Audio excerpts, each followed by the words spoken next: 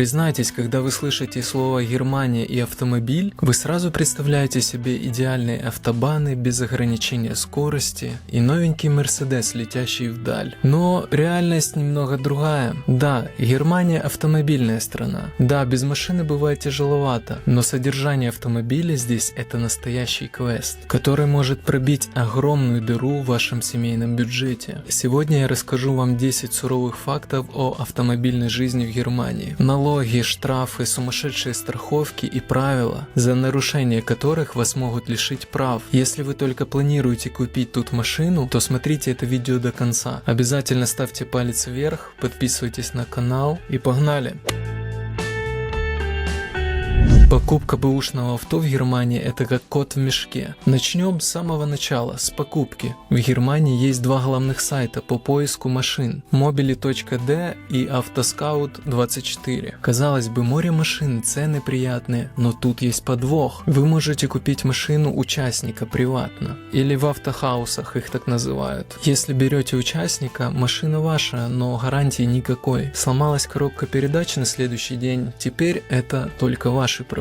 Ну а если берете у автохауса, у дилера, он по закону вам должен дать 1 год гарантии. Но из-за этого машина в таких салонах стоит на 15-20% дороже. Когда мы искали машину для нашей семьи, пришлось пересмотреть кучу вариантов и проверить историю обслуживания. Но хорошие варианты, как всегда, улетают за часы.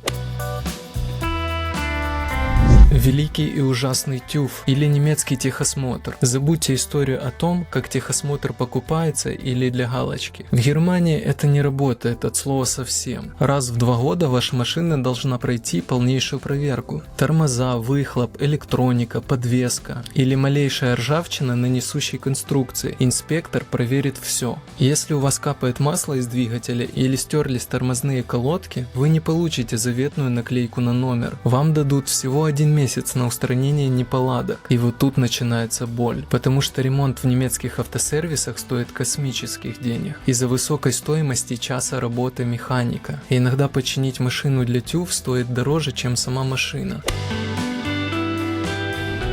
Страховая, которая может съесть весь ваш бюджет. Автостраховка Kfz-Versicherung. Без нее вы просто не сможете поставить машину на учет. В Германии система страховки привязана к вашему стажу без аварийной езды. Это называется классы SF. Если вы только приехали, получили немецкие права и берете первую машину, поздравляю! Для страховой вы водитель-новичок с нулевым стажем. Ваша страховка может стоить 1000, 1500 или даже 2000 евро в год. Лайфхак. Некоторые страховые могут зачесть ваш безаварийный стаж из вашей родной страны. Конечно, если вы предоставите официальную справку. Обязательно узнавайте об этом. Это может сэкономить вам половину суммы.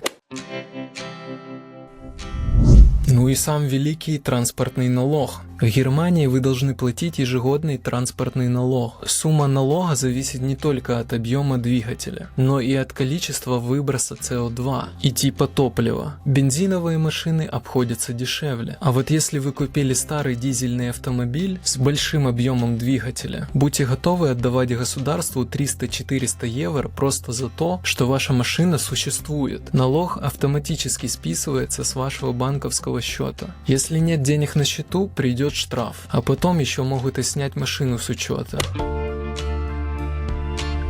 Автобаны. Миф о безлимите. Знаменитые немецкие автобаны. Многие думают, что можно выехать на трассу и лететь 200 км в час. Да, участки без ограничений есть. Они обозначаются белым знаком с 5 перечеркнутыми линиями. Но около 40% всех автобанов имеют ограничения 120, 100 или даже 80 км в час из-за шума, поворотов или ремонта. Ремонт дорог Baustelle – это национальная немецкая забава. Вы можете ехать по автобану и попасть в сужение из желтых линий, где 2 машины еле разъезжаются, а скорость ограничивается до 60. Ну и конечно сами пробки. Стоять на автобане 2 часа из-за аварии впереди – это обычное дело, особенно в пятницу вечером или в начало школьных каникул.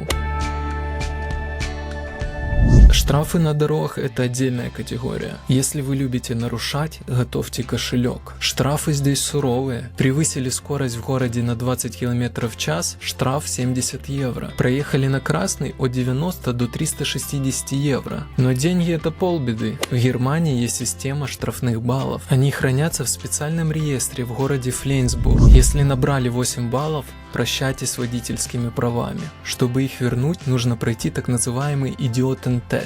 Это сложнейшая, дорогущая психологическая экспертиза, которая доказывает, что вам вообще можно доверить садиться за руль.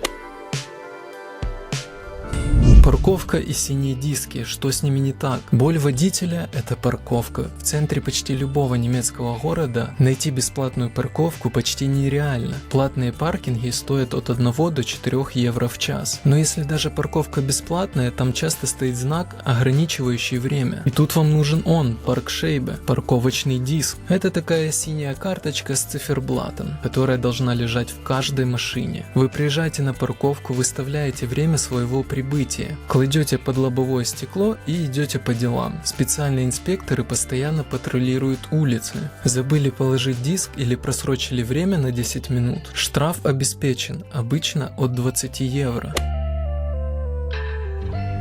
Помыть машину — это проблема. Помыть машину в Германии может быть большой проблемой. Из шланга у себя во дворе или на даче. В Германии, как и все остальное, это строго запрещено законом. За мытье машины на улице, на газоне или перед домом можно получить колоссальный штраф, вплоть до десятков тысяч евро. Немцы очень берегут грунтовые воды. От химикатов из шампуней и машинного масла. Поэтому мыть машину можно только на специальных мойках самообслуживания или на автоматических портальных мойках, где установлены системы очистки сточных вод.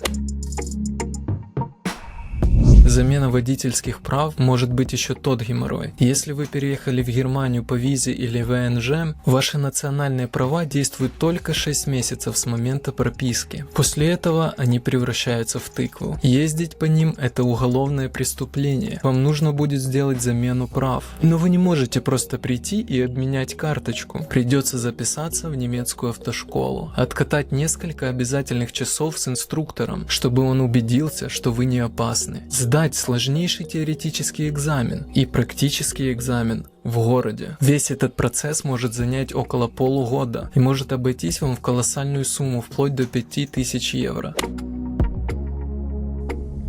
И финальный 10-й пункт – это экологические зоны в Германии. Практически все крупные и средние города в Германии имеют статус Умвельтзоны, обозначается специальным знаком. Въехать в центр города вы можете только в том случае, если на лобовом стекле вашей машины приклеена зеленая планшетка с цифрой 4 в соответствии от вашей машины. Это означает, что ваша машина соответствует экологическим нормам. Купить ее можно за 5 или 10 евро в любом сервисе TÜV, ну или онлайн, просто показав документы на машину. Если же вы все-таки въедете в эту зону без наклейки, получите штраф около 100 евро. А старые дизельные машины без сажевых фильтров эту наклейку вообще не получат. Путь в центры городов им закрыт навсегда. Как видите, автомобили в Германии — это не только свобода передвижений, но и огромная ответственность, куча правил и постоянные расходы. Но когда мы всей семьей, например, загружаемся в машину и едем в Альпы на выходные, ну или в соседний город, понимая, что весь этот геморрой того стоит. Пишите обязательно в комментариях, какие правила вам показались самыми строгими. А если вы уже водитель в Германии, расскажите о своих штрафах. Посмеемся, ну или поплачем вместе. Если видео было полезным, ставьте лайк, пишите комментарий.